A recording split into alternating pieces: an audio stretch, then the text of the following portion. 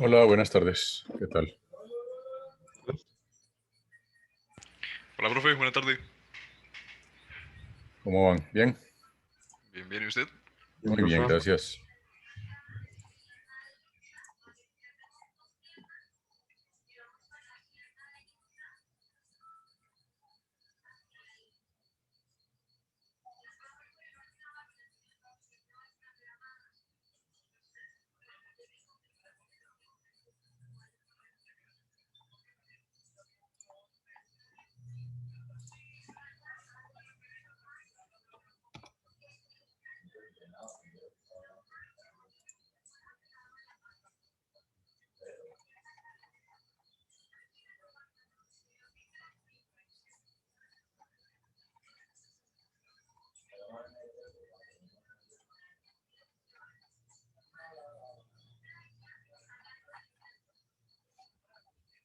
Bueno.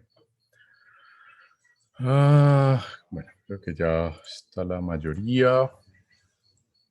Así que vamos a ir empezando. A ver si hoy salimos temprano.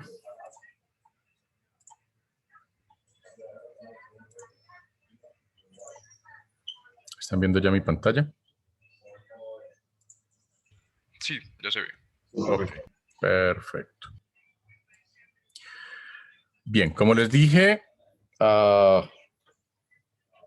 hoy vamos a revisar como la primera parte de señales, que es básicamente hasta la página 11 del libro. Yo voy a saltar un poquito de la presentación a algunas cositas del libro, básicamente porque aquí en la presentación tengo dos o tres cosas que no están en el libro. Que- Hola, profe. Hola. Entonces voy a ir como saltando y pues bueno, al final hacemos una pequeña actividad. Voy a empezar con una cosa que en el libro está ya en el capítulo 2, pero que quiero empezar por ahí, aunque ya lo mencioné al principio. Eh, hoy vamos a mirar solamente los tres primeros ítems que aparecen de esta diapositiva para que vamos calentando.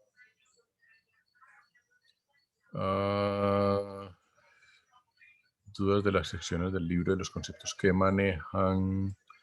Bueno, si me dan 10 minuticos, pasamos las dos o tres primeras diapositivas, saltamos a las dudas del libro, ¿les parece? Bien, la del profe. Todo bien. Listo.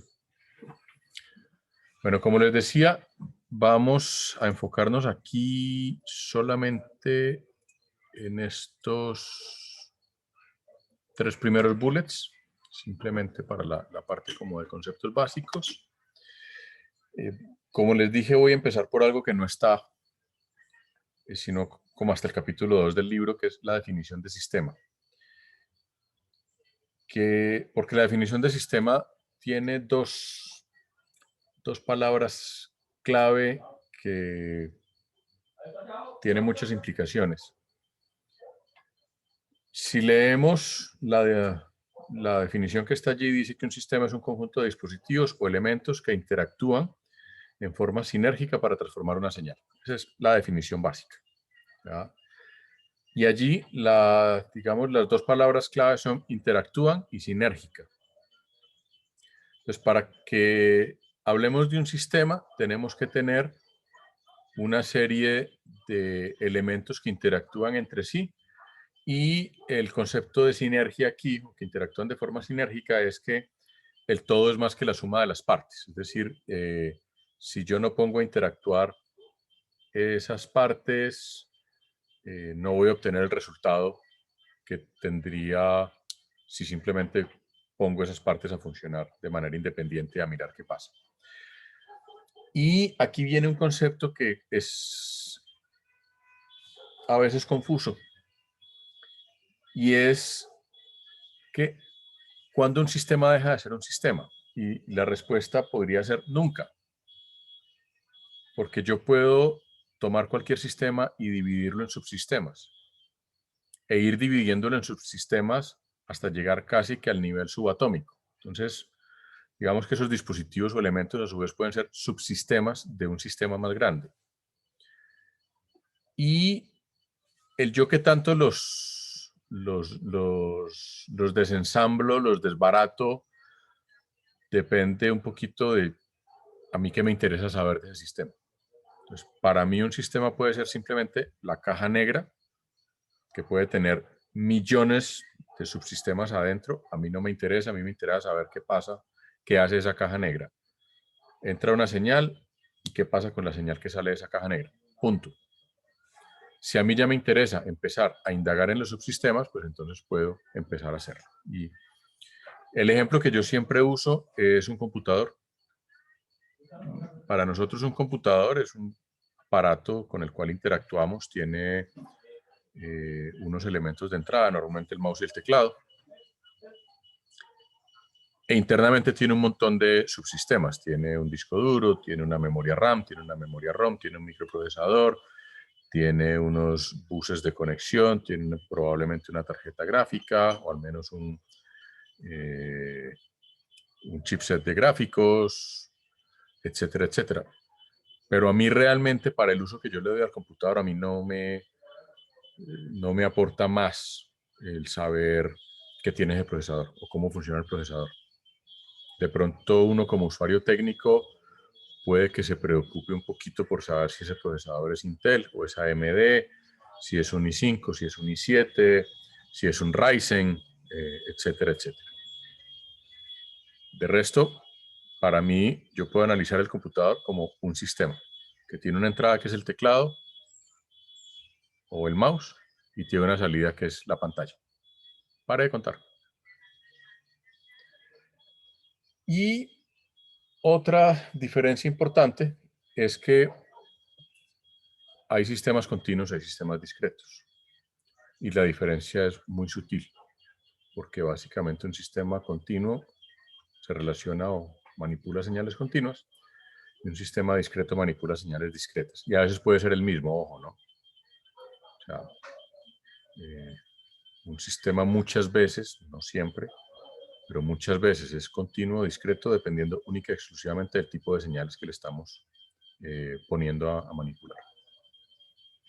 El caso del computador es particular. Un computador es, en términos generales, un sistema puramente discreto. Todas las señales que maneja un computador son discretas, tal vez con la excepción de la energía con la que lo enchufamos. Esto es discreto. Aquí viene la definición del sistema lineal invariante en el tiempo. Esta la vamos a volver a ver después, simplemente queda ahí. Ustedes creo que en cálculo vieron el concepto de linealidad. Entonces, pues, la linealidad es que el sistema es lineal ante la suma y la multiplicación. Es decir, si yo tengo dos señales, x1 y x2, para los cuales ese sistema me da una respuesta o una salida y1 y y2 respectivamente, si la entrada a ese sistema es x1 más x2, la salida va a ser y1 más y2. Si la entrada es a por x1, la salida va a ser a por x2. Y si la entrada es a por x1 más b por x2, entonces la salida va a ser a por y1 más b por y2. Ese es el concepto de linealidad, que se diferencia en aditividad, que es la linealidad ante la suma, y homogeneidad, que es la linealidad ante la multiplicación. Y la invariancia en el... Señor. Disculpe, que le interrumpe. Es A y B en ese caso, ¿qué significan? Son... A y B son números cualquiera. ¿Son números cualquiera? Ah, ok, vale, gracias. Y la invariancia en el tiempo es básicamente que si yo conozco la salida de ese sistema en un instante determinado y luego en otro instante en el futuro a ese sistema le vuelvo a poner la misma señal de entrada, va a dar la misma salida. Es decir, el sistema en cualquier momento se va a comportar exactamente igual. Simple y llanamente porque existen sistemas que no tienen ese comportamiento. Luego las señales pueden ser continuas o discretas. Las señales continuas también se conocen a veces como analógicas o análogas. Las más típicas o la más típica que tenemos a la mano es la voz.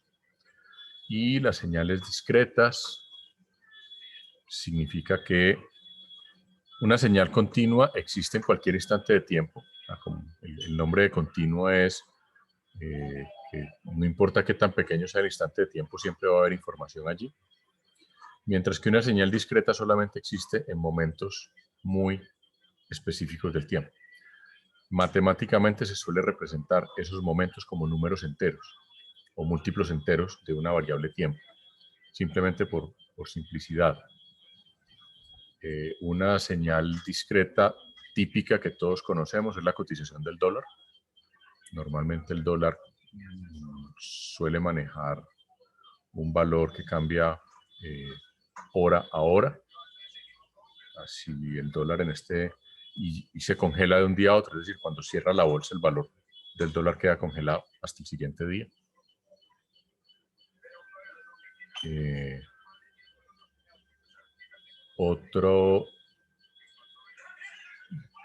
Otro ejemplo típico de señal discreta es aquel señor que cuando maneja mira al de al lado cuando le habla. Es simplemente la señal de entrada, que es la información del camino, pues la está viendo a raticos. Pues cada que voltea, deja de ver la señal de entrada. Si entre que él voltea y vuelve a mirar, ocurre algo adelante, pues hay un accidente. Y vamos a hablar más adelante de las señales digitales. Las señales digitales, que creo que ustedes conocen, unos y ceros, es básicamente una conversión de una señal discreta, del valor numérico que toma la señal discreta, a un número binario, a unos y ceros. Una de las preguntas, ¿cuál es la definición de la palabra análogo? Lo que pasa es que si nos vamos a la definición de la Real Academia, análogo es parecido a, pero en ingeniería, por una cuestión más histórica que otra cosa, se utiliza el término analógico o análogo para hacer referencia a señales y sistemas que son continuos. Eso no recuerdo en este momento el inicio histórico del término. Creo que se remonta a los primeros días de la radio, si no estoy mal, la radio analógica. Pero es más, o sea, en ingeniería se utiliza el término más por una cuestión histórica, por allá a principios del siglo XX.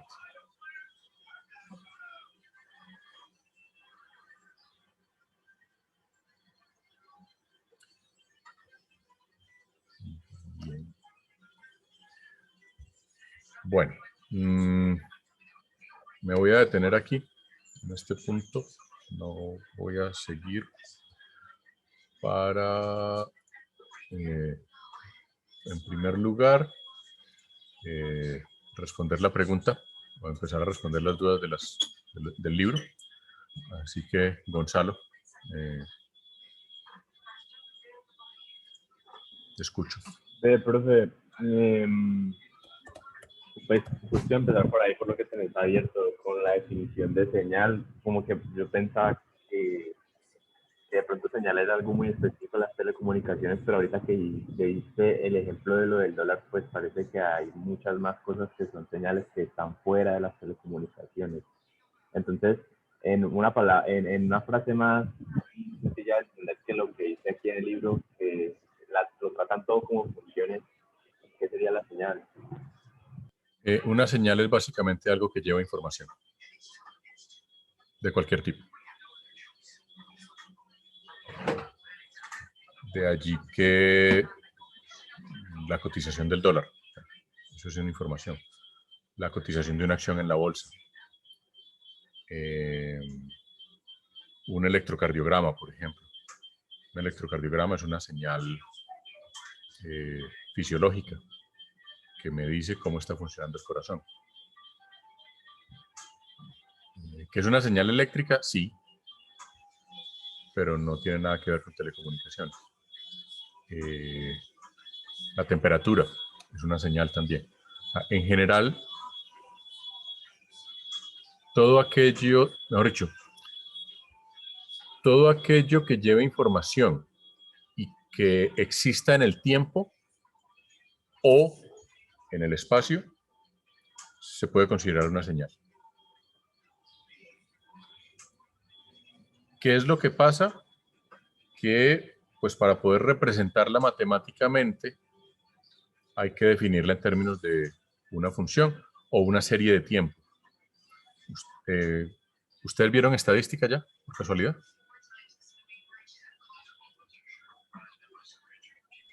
Sí, Probabilidades. Probabilidades, sí. Probabilidades. ¿Trabajaron algo con series de tiempo, por casualidad? O al menos yo no. Yo no. a mí no me suena. Ni les pusieron experimentos, por ejemplo, de control de calidad en probabilidades. No, profe. Que son Tampoco. los ejercicios típicos de los libros de estadística para rajar estudiantes, son de control de calidad. Pero, por ejemplo, en una línea de producción, que se produzcan bombillos, por decir algo, si ustedes compran un bombillo, van a comprar un bombillo LED a, qué sé yo, al Éxito, a la 14, etcétera. Una de las cosas que aparece en la información del bombillo es, dura no sé cuánto, 30.000 horas. Entonces uno dice, bueno, ¿y cómo sé que esta vaina dura 30.000 horas? Pues, lo que se hace normalmente es que se toma la línea de producción y se van tomando muestras. Y unos cuantos de esos bombillos los enchufan y los someten a prueba y miran a ver cuánto duran. 30.000 horas es una media. O sea, no todos los bombillos duran 30.000 horas. Algunos durarán más, otros durarán menos. Pues cuando uno le dicen 30.000 horas, eso es un promedio. Si uno está muy, muy, muy de malas y compra el bombillo que dura 100 horas, pues suerte. Ya digamos que uno asume que el fabricante o confía en que el fabricante tenga una campana de Gauss así bien bajita. Pero cuando yo voy tomando muestras de esos bombillos y los voy probando, estoy generando una serie de tiempo. Y eso lo puedo eventualmente manejar como una señal. La cotización del dólar es una serie de tiempo también. Y a eso le puedo hacer distintos tipos de análisis estadísticos, regresiones, tratar de predecir cómo se va a comportar el dólar en el futuro, etcétera, etcétera. Pues todo eso son señales, o sea, son cosas, variables físicas o variables del mundo real que llevan información de algún tipo y que además, digamos, no existen en un solo instante, sino que existen a lo largo de un periodo de tiempo. No sé si sí quedó un poquito más aterrizado. Una pregunta. ¿El tratamiento estadístico se le hace tanto a las continuas como a las discretas? ¿A señales continuas y discretas? Sí, se le puede hacer a continuas y a discretas. Las técnicas estadísticas son distintas, pero sí. Vale, profe.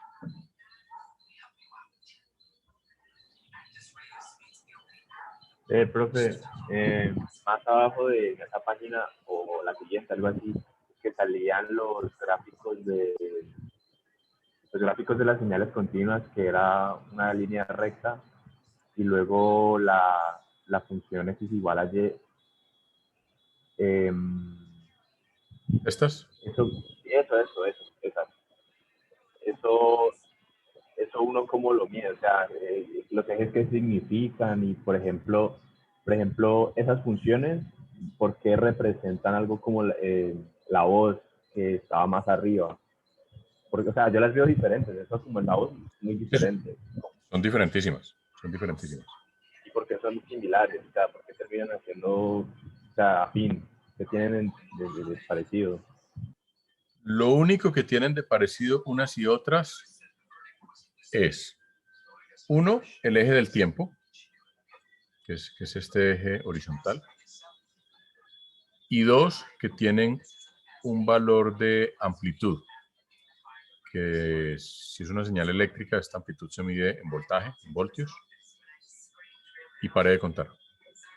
Si nos vamos aquí a esta señal de voz, lo que vemos aquí es una escala de voltaje entre -1 y 1, que puede estar transformada a una escala logarítmica en decibeles en algunos casos, pero mientras no se diga lo contrario, aquí estos serían voltios. ¿Por qué digo con tanta certeza que son voltios? Porque, digamos, la forma que nosotros tenemos de convertir la voz en una señal así es a través de un micrófono, y un micrófono es básicamente un dispositivo que toma las variaciones de presión del aire. La voz es básicamente una onda que son variaciones de presión del aire, y ese micrófono convierte esas variaciones de presión del aire en una señal eléctrica. Entonces, lo que vemos aquí son voltios, entre -1 voltio y +1 voltio, y lo que vemos aquí es tiempo. Pues en este caso son 50 milisegundos de una señal de voz. Y si nos vamos abajo, lo mismo. Aquí estamos hablando de alguna unidad de amplitud, en este caso no necesariamente son voltios, pero pueden ser voltios, pueden ser amperios, puede ser, en fin, una unidad de medida física en general. Y aquí es el tiempo. En eso es lo único que se parecen. De ahí para allá, estas dos señales en particular son señales que pertenecen a una familia que se conoce como señales unitarias, que son muy útiles para hacer experimentos y para calibrar sistemas. De eso, cuando hablemos ya de sistemas y de la función de transferencia del sistema, vamos a entrar en detalle, pero básicamente estas funciones unitarias son funciones muy sencillas, muy simples por un lado. Fíjense que el escalón unitario es una función que se define como 0 cuando t es menor que 0 y 1 cuando t es mayor o igual que 0. Y ya está. Es completamente plana. Estas funciones unitarias tienen varias características. Ya voy, dame un segundo. Estas funciones unitarias tienen varias características. Uno, tienen una relación entre ellas. Por ejemplo, la rampa, que es una función de la forma x de t igual a t, es básicamente la integral del escalón. Y dos, a partir de estas funciones unitarias, yo puedo construir otras señales un poquito más complejas. Sí, ¿qué ibas a decir? Qué pena, profe. Profe, una pregunta, pero entonces las funciones dependen del problema que estamos resolviendo, porque, por ejemplo, vos estabas hablando de que, o sea, en cuanto a lo que Gonzalo te preguntó, lo de la voz, que pues obviamente son muy distintas, pero en este caso, pues ellos lo plantean como para un caso que en este caso, pues para unitarias, ¿sí? O siempre es para un mismo caso. No, uno utiliza diferentes señales dependiendo de muchas cosas. Por ejemplo, la señal de voz es, bueno, o sea, si yo quiero amplificar la voz o quiero transmitir la voz a otro lugar del mundo, pues, lo primero que necesito hacer es convertir esa voz en una señal eléctrica. ¿Y qué necesito para hacer eso? Pues necesito un dispositivo que me convierta esas compresiones del aire en impulsos eléctricos. El término general para los dispositivos que me convierten una variable física a una señal eléctrica o de otro tipo, generalmente eléctrica, se llaman transductores. Un micrófono, formalmente hablando, es un transductor. Convierte una señal que tiene unas características, en este caso compresiones y expansiones de aire, la convierte a una señal eléctrica. Entonces, si yo quiero transmitir esa voz al otro lado del mundo o pues, a donde están ustedes en sus casas, lo primero que necesito es un micrófono. Y ese micrófono lo que hace es convertir esa voz en impulsos eléctricos. Ahora, ¿dónde son útiles estas señales, digamos, particulares? Si yo quiero, por ejemplo, ver cómo se comporta ese micrófono, si yo quiero ver si ese micrófono es bueno o no es tan bueno, ¿sí? Porque si yo utilizo la señal de voz y miro la salida del micrófono, pues yo aquí ¿qué puedo analizar?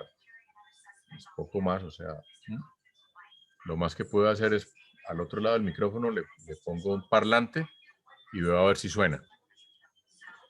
Y puede que no suene, que de pronto el parlante es muy grande y digamos, la potencia del micrófono no alcanza ni siquiera a mover. Cristian, levanta la mano. Sí, profe, tengo una preguntita. Pues digamos, ahorita que estoy hablando así como los micrófonos y todo eso, digamos que uno va a comprar un micrófono, ¿sí? Entonces, uno, ¿en qué se fijaría, digamos, en las referencias? Pues porque obviamente existen diferentes tipos de micrófonos, pero uno, ¿en qué se fijaría en que ese micrófono tenga una buena calidad?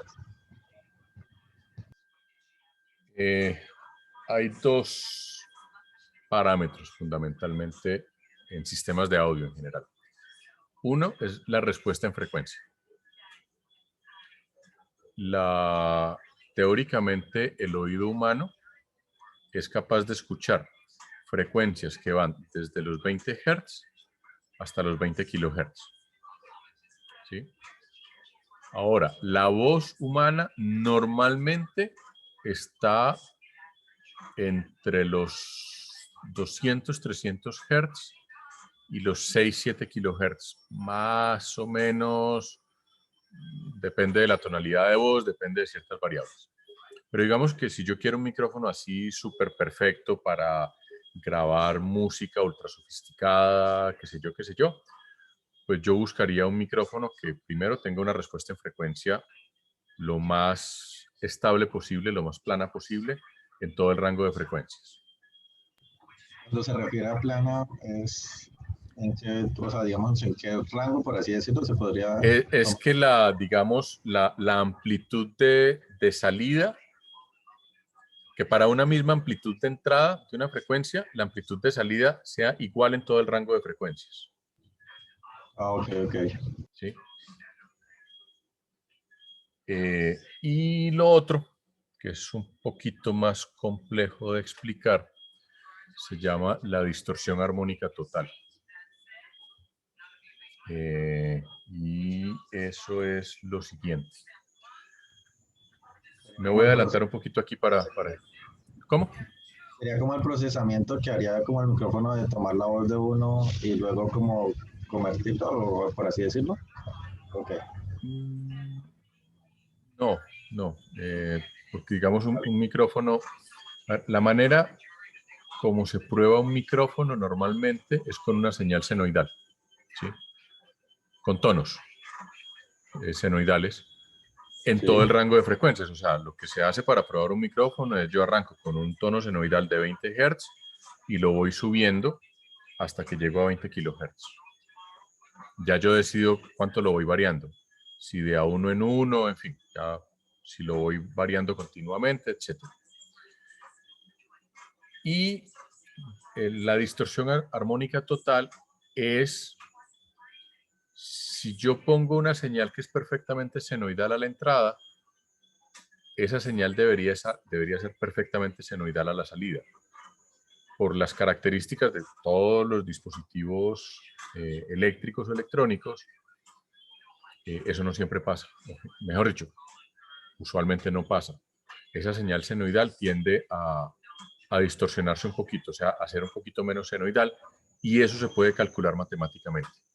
Y eso se llama la distorsión armónica. Y lo que suele ocurrir es que a ciertas frecuencias la distorsión es mayor que en otras frecuencias. Esas son las dos variables, por ejemplo, para un micrófono. Y ahí es donde entran estas señales especiales, ¿sí? Que si, como les decía, una forma de probar el micrófono es con una señal senoidal. Pero otra forma de probar el micrófono es con una señal escalón. Porque la señal escalón tiene unas propiedades muy particulares, que con una sola señal me permiten ver todo el rango de respuesta del micrófono en todas las frecuencias. Entonces, por eso se utilizan estas señales particulares. La escalón, la rampa, etc.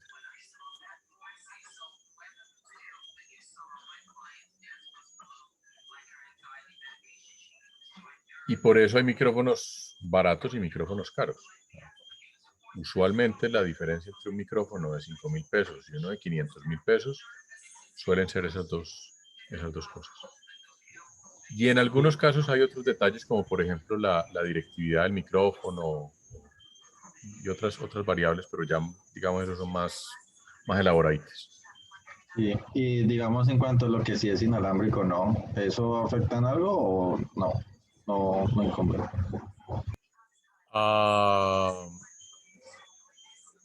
El hecho de que sea inalámbrico, digamos que no tiene que ver propiamente con el micrófono como tal, sino ya con la parte de transmisión. Un micrófono inalámbrico ya tiene varios subsistemas. Digamos, el básico es el micrófono, el que se pone uno aquí en la solapa, que es el que vuelve y juega, convierte la voz en impulsos eléctricos.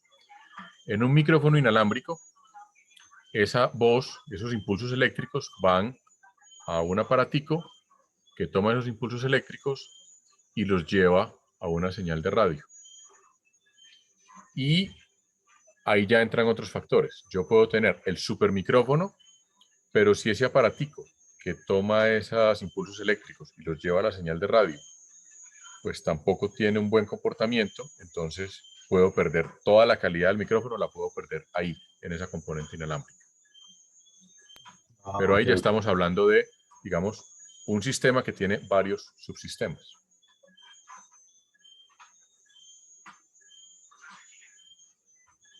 En el caso de los micrófonos inalámbricos, hoy en día la mayoría de los micrófonos inalámbricos siguen siendo analógicos y usualmente transmiten en FM. Y eso hace que en general la respuesta en frecuencia no sea tan buena. O sea, en FM no es tan buena porque hay mucho... No, por el ancho de banda. Ya. Hay algunos, o sea, ya se empiezan a utilizar algunos micrófonos inalámbricos que son digitales, pero esos todavía son caros, muy caros todavía. Pero bueno, si uno va a ir a un concierto de, no sé, Pedro Guerra o ¿cómo se llama? O Marc Anthony, pues probablemente el micrófono que utiliza Marc Anthony no va a ser uno de esos de 5.000 pesos de AliExpress, pues.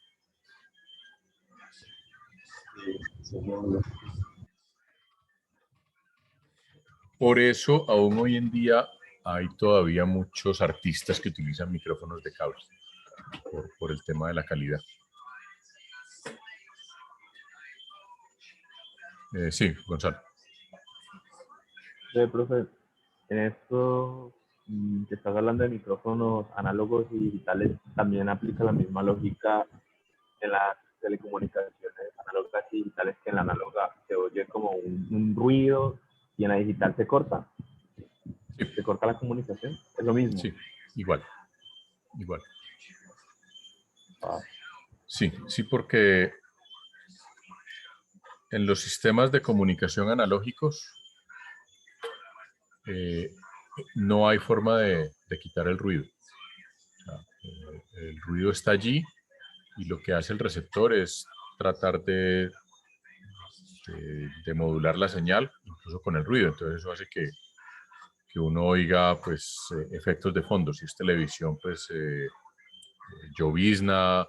Si es en audio, pues a veces distorsión del audio o un sonido como de fondo.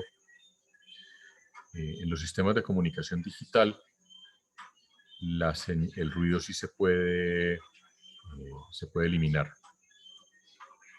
Los sistemas de comunicación digital, como básicamente lo que manejan son unos y ceros, pues cuando un 1 no es completamente un 1, sino que es algo parecido a un 1, pues el receptor es capaz de decir, venga, esto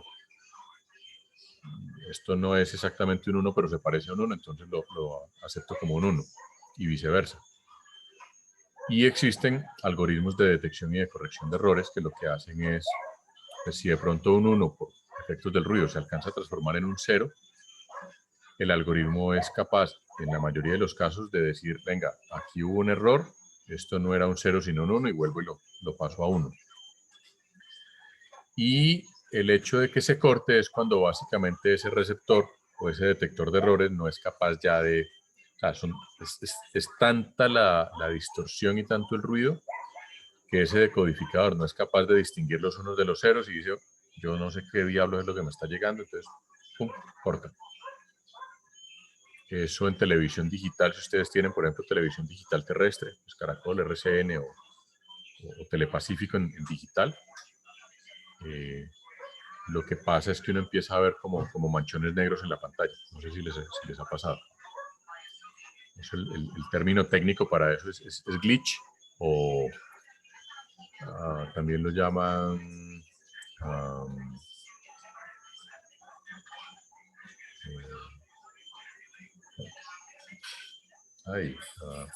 se me fue la palabra en este momento, que son esos manchoncitos negros que aparecen, y es cuando básicamente el ruido es tanto, o la interferencia es tanta, que el aparatico, el receptor no es capaz de distinguir los ceros de los unos.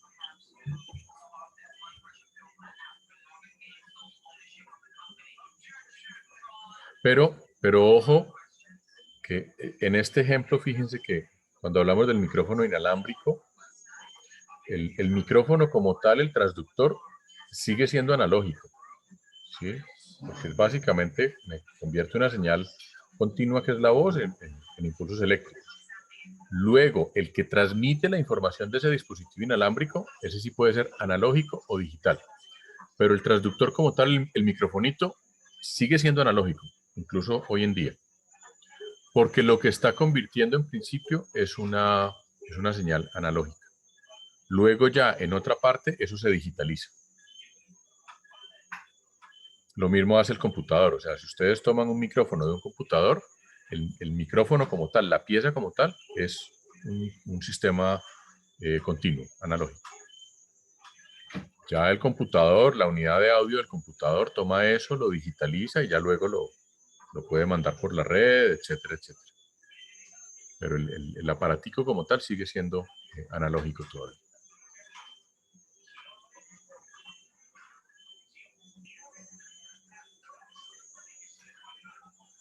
Bien. ¿Hay alguna inquietud?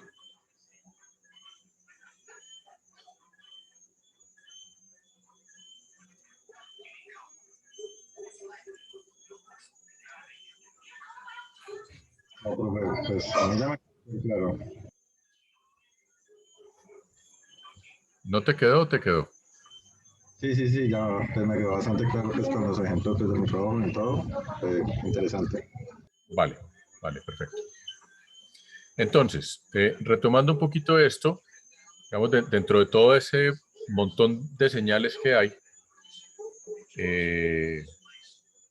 se ha tratado de hacer como una clasificación de las señales. Entonces, digamos, hay unas señales típicas que son estas que tenemos acá, el escalón y la rampa. Una función a la que hay que ponerle muchísimo cuidado es la función impulso, que también se conoce como delta o delta de Dirac. ¿Por qué es muy importante? Porque es una función que se utiliza muchísimo para encontrar la función de transferencia de los sistemas lineales e invariantes en el tiempo. Y es una función además tiene unas propiedades matemáticas muy particulares que luego vamos a ir viendo con calma. Pero es una función además muy truculenta desde el punto de vista de su concepto, porque si ustedes se fijan ahí en esto que estoy mostrando del libro, el delta de Dirac es igual a 0 cuando t es diferente de 0. O sea, es una función o una señal que solamente existe en t igual a 0. Y la forma como se define es como una integral. Es decir, la única forma de definir el delta de Dirac es en términos de la integral. Entonces, es una función bien exótica porque, como les digo, solamente existe en t igual a 0, pero para que la integral sea igual a 1 significa que esa función en t igual a 0 tiende a infinito.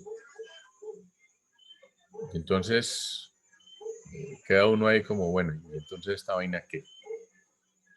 Pero por ahora, dejémosla con la definición matemática, digamos que simplemente es una función que está ahí.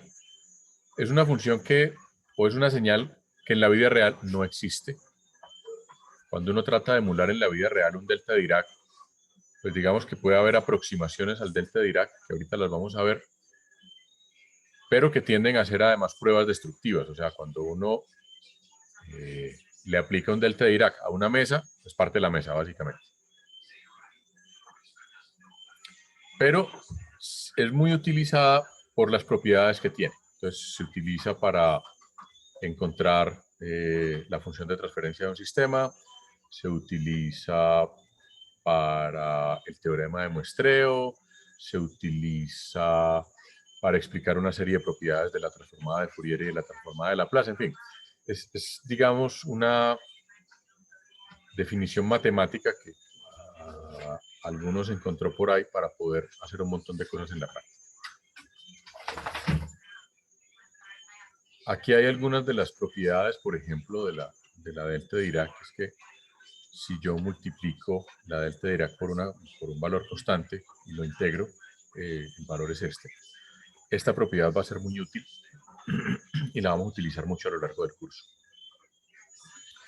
Y estas son las aproximaciones, por ejemplo. Esta es una aproximación real de un delta de Dirac donde esa función que normalmente existe aquí solamente en t igual a 0, yo lo puedo hacer que exista en un periodo de tiempo un poquito más grande, y para conservar la definición de la integral, pues si la amplitud de esa delta de Dirac es A, entonces la amplitud de esa delta de Dirac es 1 sobre A. Por eso aquí está menos 1 sobre 2A, que es la mitad en el lado izquierdo, en el tiempo negativo, y 1 sobre 2A, que es la mitad en el lado de tiempo positivo. Aquí, ya que mencioné esto de tiempo negativo y tiempo positivo, también me voy a tener en un detalle, y es, para nosotros los humanos el tiempo negativo es el pasado. Entonces, digamos que tratar de analizar una señal en el pasado es complicado, digamos, desde el punto de vista de cómo nosotros entendemos el tiempo. Matemáticamente eso no tiene lío y lo vamos a manipular muchísimo. Y algo similar pasa con las frecuencias negativas. Físicamente las frecuencias negativas no existen. Pero nosotros, manipulando señales a lo largo de este curso, nos vamos a encontrar con muchas señales que van a estar en el lado negativo de las frecuencias. Y que luego vamos a ver que hay formas de hacer que esas señales existan en el mundo real. Y no es complicado. Pero a veces son cosas que digamos que entran en contravía con las nociones normales que uno tiene del concepto de frecuencia o del concepto de tiempo. Entonces no se asusten, que es simplemente un tema de manipulación matemática que después se puede convertir en la realidad. Bueno, entonces aquí están preguntando, ¿qué es el impulso? Pues el impulso es simplemente una señal que va a ser útil para todo en este bendito curso. Ahora, ¿se aplica o no se aplica en la vida real? El impulso como tal, no. En la vida real se aplica algo parecido a esto, que es una aproximación al impulso, o sea, es una versión del mundo real del impulso. Y efectivamente hay equipos, y en telecomunicaciones se utilizan bastante, que efectivamente generan señales de esta forma. Generan pulsos muy cortos que me permiten probar un montón de cosas. Ya tendré oportunidad de mostrarles unos cacharritos de esos que se llaman analizadores vectoriales de red, o VNAs. Esta es una forma gráfica de representar el impulso, o sea, la forma como uno normalmente dibuja el impulso es esto, como una flechita. Ahora, aquí ya empiezan a mostrar una serie de propiedades. Una propiedad interesante para irnos a la práctica, vuelve y juega, es el escalón es la integral del impulso. Entonces, fíjense que como matemáticamente para encontrar la función de transferencia de un sistema se utiliza el impulso, en la práctica se puede utilizar el escalón. Y al derivar la respuesta de eso, entonces obtengo esa función de transferencia o la respuesta al impulso, como se conoce también. Entonces, básicamente, la definición matemática del impulso a lo que nos lleva es a poder hacer esa interrelación con esas señales unitarias de las que hablaba hace un momentico. El escalón, la rampa, etcétera, etcétera, etcétera. Todas están interrelacionadas a través de operaciones de integrales y derivadas. La otra gran familia de señales, o el otro tipo de señales que va a ser útil para nosotros son las señales periódicas. Creo que ustedes conocen la definición de señal periódica. Una señal periódica es básicamente una señal que se repite cada cierto periodo. La más conocida de todas, por supuesto, es la señal senoidal. Normalmente una señal senoidal se expresa en términos de frecuencia, F por T o omega por T. Esta forma es la forma típica como vamos a representar nosotros las señales senoidales a lo largo del curso, o sea, de la forma A, que es un valor numérico cualquiera, valor real, por seno o coseno de omega por T, donde omega son radianes por segundo. Fíjense que al multiplicar omega por T, la unidad que me queda es radian, o sea, vamos a la función trigonométrica que todos conocemos. O se puede expresar también en términos de hertz, básicamente porque un radian o los radianes se pueden traducir a hertz o a ciclos por segundo de la forma 2pi por frecuencia, que es esto que aparece aquí. Dice que frecuencia es la omega, que está en radianes, dividido 2pi, o lo que es lo mismo, 2pi por frecuencia es igual a omega. A lo largo del curso nosotros vamos a manipular las señales senoidales en términos de F o de omega. Para nosotros va a ser más o menos transparente. En la práctica, ya voy Juan José, en la práctica las frecuencias se suelen expresar en hertz o en ciclos por segundo. ¿Sí? Esa es como la unidad que normalmente todos conocemos, seguramente ustedes la vieron probablemente en física. Son ciclos por segundo, que es básicamente cuántas veces en un segundo doy la vuelta a una circunferencia, o lo que es lo mismo, cuántas veces por segundo oscila completamente la senoidal. Sí, Juan José. Profe, dos preguntas. En este caso, cuando yo lo estaba leyendo, él dice que como XT, que es una señal, es periódica con un periódico T, ¿no? Ahí dice, también es periódica con un periodo Q de T, porque pues puede tomar cualquier valor Q. Pero en mi caso es que cuando está en W, ¿qué significa, profe? Qué pena. W, omega realmente, porque realmente es una letra griega, es la frecuencia en radianes por segundo. Dale. Y, por ejemplo, él toma la frecuencia, porque como son ciclos por segundo, también lo puede tomar junto al tiempo, ¿verdad? porque va a ser una frecuencia durante ese instante del tiempo, ¿verdad? Sí. Y la última es porque 2pi, que es una constante, porque la omiten dentro del coseno. Porque cuando lo expresan en radianes, ya el 2pi queda integrado. Si lo voy a expresar en frecuencia, en términos de f, debo utilizar el 2pi, o sea, 2πf, o en su defecto utilizo omega, que es la versión en radianes. Ah, ok, vale. Gracias.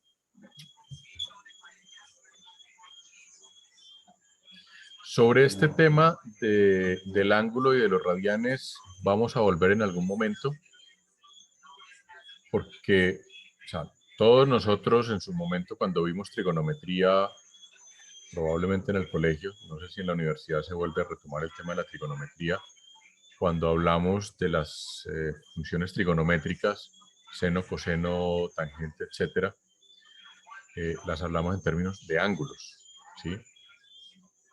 Aquí seguimos hablando en términos de ángulos. Lo que pasa es que aquí la estamos representando en función de una señal del tiempo.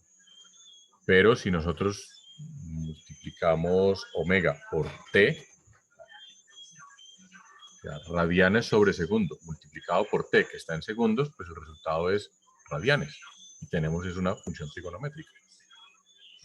Eso tiene su truquito, porque como les digo, vamos a volver, pero simple y llanamente siguen siendo las mismas funciones senoidales que ustedes conocen.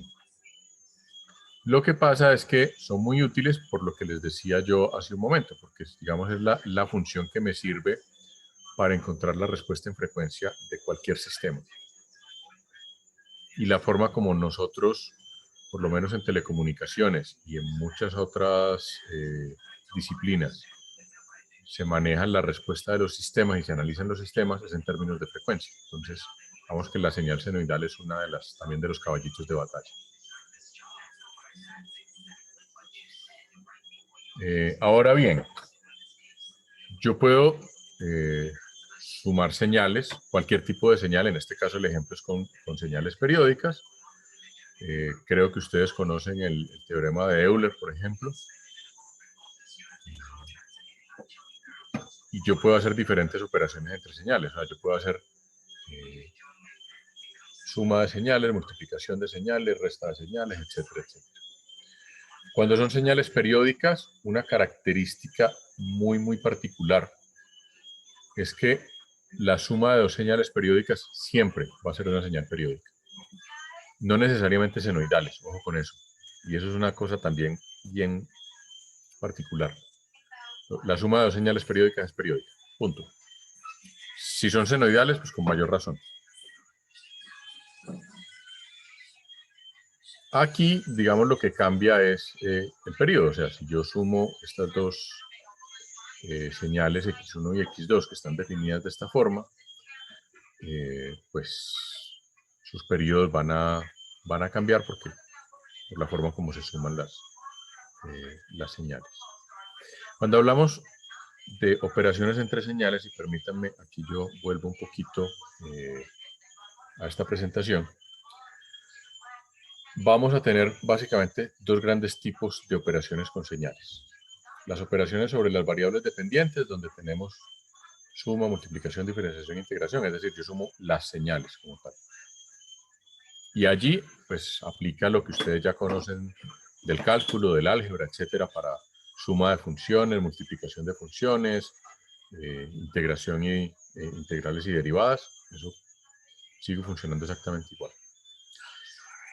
A nosotros particularmente nos interesan muchísimo las operaciones sobre la variable independiente, que son dos fundamentalmente. O sea, aquí no hay mucho que inventar. Las dos operaciones son la operación de escalamiento en el tiempo y la función de desplazamiento o corrimiento en el tiempo. El escalamiento en el tiempo lo que hace es que me permite multiplicar una señal, mejor dicho, multiplicar la variable tiempo por un factor, de tal manera que si esa variable A es menor que 1, o está entre 0 y 1, para ser más precisos, la señal se expande, o sea, ocupa más espacio en el tiempo. Si esa A que está ahí es mayor que 1, entonces la señal se comprime en el tiempo, o sea, se hace mucho más delgada. Cuando llevamos ese concepto a los sistemas de comunicación, esa característica de escalamiento en el tiempo va a estar asociado a una cosa que nosotros conocemos como la tasa de transmisión. Seguramente ustedes en su casa tienen algún plan de internet donde el operador les dice, listo, usted está contratando tantos megabits por segundo, no sé, 10, 20, 30, qué sé yo, megabits por segundo. Fíjense que en la medida que yo aumento ese valor de megabits por segundo, lo que estoy diciendo es que la duración de esos bitsitos va a ser cada vez más pequeña. O sea, estoy haciendo un escalamiento en el tiempo con un A mayor que 1. Y viceversa, si hago el escalamiento en el tiempo con un A menor que 1, estoy haciendo que esos bitsitos sean más grandes, o lo que es lo mismo, estoy teniendo menos bits por segundo. Entonces, esta operación particular de escalamiento en el tiempo la vamos a utilizar muchísimo, o la van a utilizar mucho ustedes, sobre todo en comunicaciones digitales, porque está directamente asociado a eso que es la tasa de transmisión de un sistema de comunicación. Y la otra operación es la que se conoce como corrimiento o desplazamiento en el tiempo, donde yo puedo tomar una señal x de t y desplazarla en el tiempo. Si este valor t sub 0, o sea, si estoy restando, entonces estoy moviendo, desplazando esa señal hacia la derecha, y eso se conoce como un retardo. Pilas con eso porque eso suele causar confusión. A todos en su momento eso nos ha causado confusión. O sea, no, si se enredan con esto, no crean que están solos. En su momento, cuando yo tuve que lidiar con esto, también al principio me dio mi trabajito. Pero es eso, si este signo es negativo, estoy atrasando la señal o moviéndola hacia la derecha en el eje del tiempo. Y si este signo es positivo, así es de la forma t más t sub 0, entonces estoy adelantando la señal o moviéndola hacia la izquierda en el tiempo. Eso es un poco es lo que está aquí explicado. Aquí, por ejemplo, fíjense que tienen la señal, la U de t era la que arrancaba aquí en t igual a 0. Aquí tenemos U de t menos 2, fíjense que está movida 2 unidades de tiempo hacia la derecha. ¿Por qué se dice que está retrasada? Porque como mi referencia de tiempo es el tiempo igual a 0, o sea, digamos la creación, por llamarlo de alguna manera, esta señal va a ocurrir 2 segundos más tarde. Y en este caso, U de t más 2 está desplazada a la izquierda, o lo que es lo mismo, adelantada, haciendo el mismo análisis que les acabo de mencionar, simplemente con respecto a t igual a 0, o al origen del universo, esta señal va a ocurrir 2 segundos antes. Por eso ese concepto de adelanto y atraso. ¿Listo?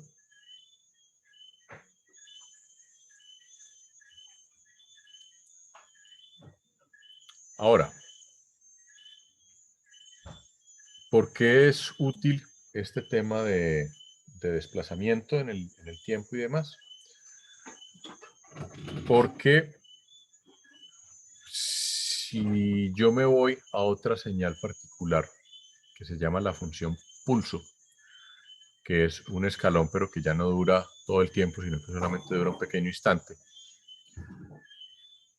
y yo genero una secuencia de pulsos, la forma de generar esa secuencia de pulsos es desplazando esos pulsos en el tiempo, atrasándolos. O el ejemplo que hay aquí con el impulso es yo puedo hacer lo mismo con el impulso e ir desplazando el impulso en el tiempo. Fíjense que en este caso, este valor K sigue siendo K porque es un valor constante, no importa si el impulso está desplazado, pero yo puedo ir desplazando el impulso. Esta propiedad es bien importante, también la vamos a ver mucho más adelante, y es si yo tomo una función cualquiera y la multiplico por un impulso desplazado, esa función queda desplazada en el instante de tiempo específico en el que estoy evaluando el impulso. Fíjense que si yo tengo un impulso desplazado, un t sub 1, esa función queda en t sub 1. O sea, ya no es una f de t, donde t es cualquier instante de tiempo, sino que queda f de t sub 1, que es el valor preciso de esa función en el instante t sub 1. ¿Listo? Entonces, eso es básicamente el tema de las operaciones con señales. Ahora, ¿qué es lo siguiente? Los tipos de señales. Las señales se van a clasificar de acuerdo a ciertas características. Eso desafortunadamente no está aquí en el libro. Les voy a buscar un poquito más de material aquí, porque con esto ya prácticamente llegamos a ver qué página me perdí de página. Bueno, aquí está la función pulso, que es la otra función particular que va a ser muy útil. Aquí aparece otra característica de las funciones que les mencioné ahora, del escalón y demás. Una función pulso se puede construir a partir de dos funciones escalón. Si yo tomo una función escalón y la volteo, o sea, la reflejo en el tiempo, y la una la trazo y la otra la adelanto y las multiplico, entonces ya quedo con un pulso. O sea, una escalón retrasada tau medios y además de eso reflejada en el tiempo, o sea, hacia menos t, hacia la izquierda, multiplicada por una función escalón adelantada menos tau medios hacia allá, me da esta función pulso. Y así yo puedo construir muchísimas otras funciones de estas particulares como el pulso. Esto es una secuencia de pulsos. Entonces, ese pulsito que yo tenía arriba, si lo desplazo en el tiempo, muchísimas veces puedo generar una secuencia de pulsos, que esto es básicamente es una señal digital binaria. O sea, esto es una serie de bits de unos y ceros, que es la base fundamental de una señal digital. O sea, cuando hablamos de comunicaciones digitales, un sistema de comunicaciones digitales lo que hace es transmitir unos y ceros, que son pulsos, así como estos. 1, 0. Y este es esta es la unidad básica de un sistema de comunicación digital. O sea, la función pulso, o la señal pulso, es la unidad básica constitutiva de un sistema de comunicaciones digitales. Ahora, aquí ya hablan un poquito de las derivadas, que ya de eso hablamos hace un momento. O sea, yo puedo derivar cualquier señal. Ya les mencioné que la derivada del escalón, por ejemplo, es el impulso. La integral del escalón es la rampa, por lo tanto la derivada de la rampa es el escalón, y así sucesivamente. Aquí hay un par de ejemplos de MATLAB para que ustedes los miren. Luego, si quieren, los miramos con calma. No sé si alguno hizo el ejercicio. ¿Alguno hizo el ensayo con MATLAB? Con Scilab, sí. Bueno, con Scilab. Es igual. ¿Y les funcionó? O sea, ¿les dio más o menos parecido? Sí, dio muy parecido. La que no dio parecida era una con la discreta. No sé si porque Scilab no tiene esa función del stem, creo que era eso. Sí, es por eso. Okay. Es por eso. La discreta es la del... ya, esta. Sí, pero es por el stem. Creo que Scilab tiene un equivalente, pero no recuerdo ahora cuál es. Sí, era como plot 2D, algo así. Sí.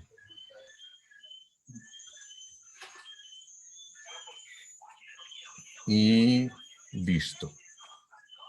Bueno, esto es... bueno, sí, para cerrar, simplemente decir que además de esto que hemos visto de las señales, estas señales unitarias especiales, hay otras clasificaciones de las señales. La más evidente, que es la que tenemos acá, es que las señales pueden ser continuas o discretas. Hay señales de tiempo continuo y señales de tiempo discreto. Ya les mencioné el ejemplo del dólar. Pero también hay otra clasificación de las señales. Hay señales pares y señales impares. Básicamente las señales pares son señales que son simétricas, es decir, son señales donde x de t y x de menos t son idénticas. Es decir, es una señal que si yo la reflejo en el tiempo queda idéntica. El caso de una señal par por excelencia es la función coseno. Si ustedes reflejan en el tiempo el coseno, queda idéntico, no cambia absolutamente nada. Una señal impar es aquella que se invierte cuando la reflejo en el tiempo, es decir, cuando x de menos t es igual a menos x de t. El ejemplo de señal impar por excelencia es la función senoidal. Y hay señales que no son ni pares ni impares, pero que se pueden descomponer en su componente par y su componente impar. Hablamos ahorita de señales periódicas, la señal senoidal, entre otras. Todas las señales que no son periódicas se consideran señales no periódicas o aperiódicas, también se les suele llamar, que son la gran mayoría. O sea, la función escalón es una señal no periódica, la función rampa es otra señal no periódica, la función pulso, si la dejamos solita, es una señal no periódica. Señales como la función pulso tienen una particularidad, y permítanme, yo aquí me devuelvo un segundo a esta imagen. La función pulso como tal no es periódica, pero yo sí puedo definir una secuencia de pulsos y hacerla periódica. Entonces, a partir de una función pulso, yo puedo construir una señal periódica. Entonces, eso es una particularidad que hay que tener en cuenta, porque a partir de algunas de estas funciones base yo puedo construir señales periódicas. Luego tenemos también algo que se llama señales deterministas y señales aleatorias. Esta señal es una señal determinista, o sea, yo sé exactamente cómo se comporta, la puedo representar como una función matemática, lo mismo la senoidal. La senoidal es completamente determinista, pero hay señales que son aleatorias. ¿Cuáles, por ejemplo? La voz. Yo no puedo modelar matemáticamente la voz, simplemente porque yo no sé exactamente una persona qué va a decir. Puedo modelar matemáticamente palabras individuales o fonemas, pero no puedo modelar la voz. Ese es un caso típico de una señal aleatoria. En el mundo real y sobre todo en el mundo de las telecomunicaciones hay muchísimas señales aleatorias. Ahorita que les hablé del ruido, cuando hablamos de las señales analógicas y digitales, el ruido es la señal aleatoria por excelencia. Además, tiene unas propiedades muy particulares. Entonces, tengan presente que en comunicaciones vamos a lidiar muchísimo con señales aleatorias. En este curso no nos vamos a meter demasiado con las señales aleatorias, solamente vamos a ver unas propiedades muy particulares de las señales aleatorias, un poquito más adelante, pero de resto no. Y finalmente, las señales pueden ser de energía o de potencia. Una señal de energía es básicamente una señal que tiene una energía finita, luego miramos cómo se calcula esa energía. Y una señal de potencia es una señal que tiene una potencia finita. Las señales de energía y de potencia son excluyentes, es decir, si una señal es de energía no va a ser de potencia y viceversa. Y una regla general para que la tengan muy presente es las señales periódicas y las señales aleatorias son señales de potencia, mientras que las señales deterministas y las señales no periódicas son señales de energía. Esto no es una regla así pues como escrita en piedra, pero digamos que se puede aplicar en la inmensa mayoría de los casos. Puede que existan unas cuantas excepciones, no las vamos a tratar acá. Bien, ahora sí quisiera cerrar con una pequeña actividad. No sé si ustedes han utilizado esta cosa que les estoy mostrando en la pantalla. Entonces, quiero invitarlos a hacer un pequeño test rápido, que escojan una de esas 4 respuestas. Pueden utilizarlo a través de web o, bueno, a través de su celular también, si quieren. Y pues ustedes me dirán cuándo están listos. Demos, si les parece, ¿qué? ¿Unos 2 minutos? O muy poquito. Digamos a las 7:14. Paso a la siguiente, ¿vale?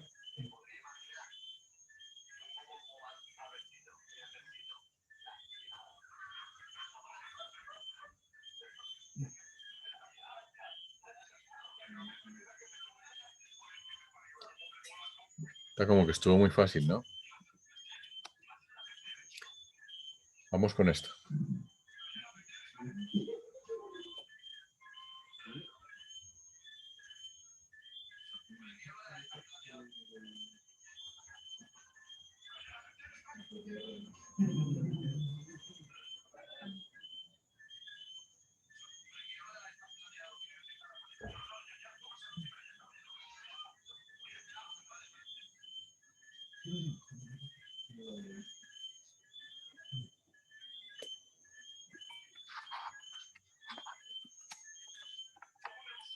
Bueno, está como que... Uy, ¿qué pasó? Están apareciendo más de los que... Están apareciendo más de los que hay. Los que cambiaron de opinión, ¿ok?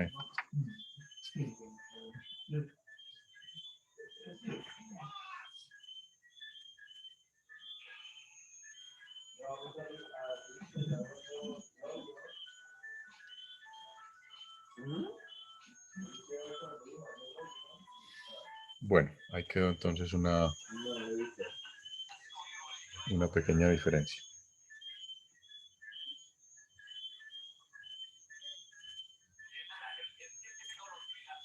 Y vamos a la siguiente. Uy, ¿qué pasó ahí? Opa.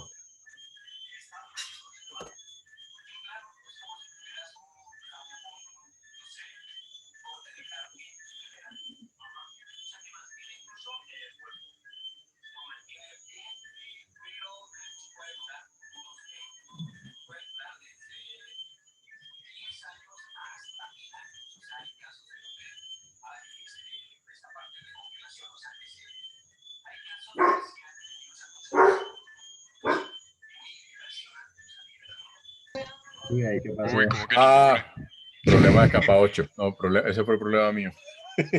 No le dije cuál era la correcta. Profe, pero era la derecha, ¿sí o qué?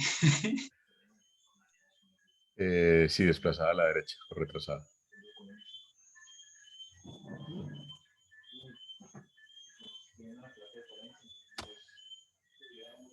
Listo. Muy bien. Bueno, aquí es... Esto es error de capa 8. Bueno, good. Estuvo muy bien. Todo acá en el juego.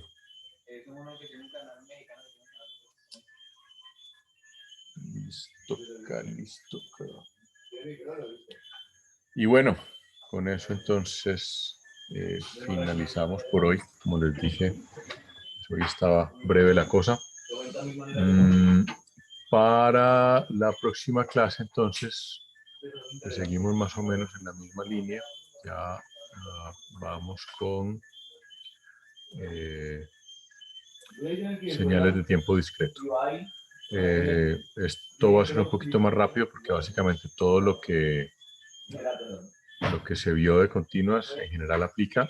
Lo único ahí particular es este tema de muestreo. Entonces, la próxima miramos un poquito el concepto de muestreo, que es para discretizar una señal. Las señales de tiempo discreto se pueden obtener de dos formas. Una, discretizando una señal continua, una forma bastante común, o sea, es lo que hacemos con la voz, por ejemplo, para transmitir la información acá. O dos, hay señales que son discretas por naturaleza, el caso del dólar, por ejemplo. Pues, hay algo que se llama el teorema de Nyquist, que es para discretizar, y luego hablaremos de señales digitales. Este ejercicio los invito a que lo hagan, es bien interesante.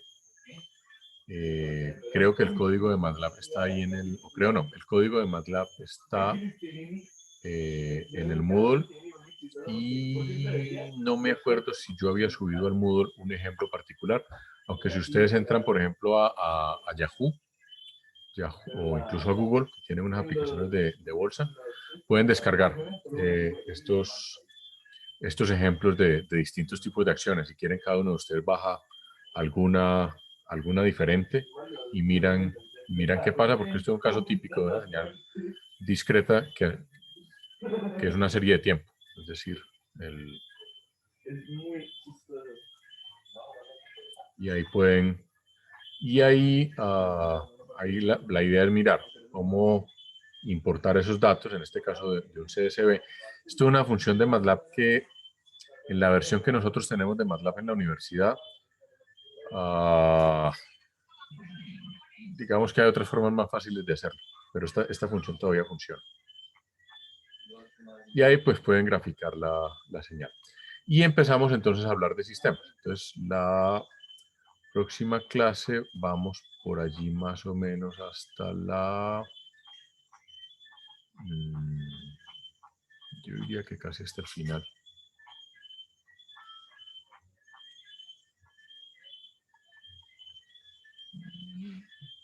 Bueno, yo diría que lleguemos hasta acá, hasta la página 27, y más bien vemos si podemos ir un poco más allá.